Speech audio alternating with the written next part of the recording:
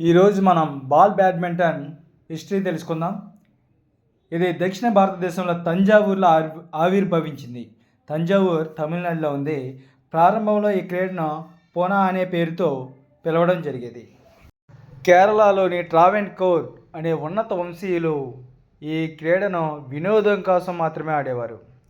ప్రాచీన కాలంలో పర్కియా Bing lawn లోసా అనే చెట్టు యొక్క ఫ్రూట్ని బాల్లోకి ఉపయోగించి ఆడేవారు. పర్కియా బింగ్ లాన్ లోసా 1856లో తంజావూరు నందు మొదటిసారిగా పోటీలు నిర్వహించడం జరిగింది. ఈ క్రీడకు మొదటిసారిగా నియమ నిబంధనలు రూపొందించింది Madras staff trade club.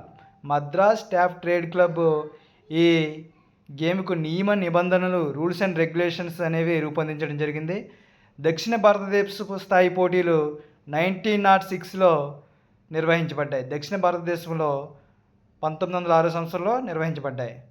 Ball badminton federation of India 1954లో స్థాపించబడింది. 1954లో 1955-56లో నేషనల్ లెవెల్ టోర్నమెంటు హైదరాబాద్లో నిర్వహించారు.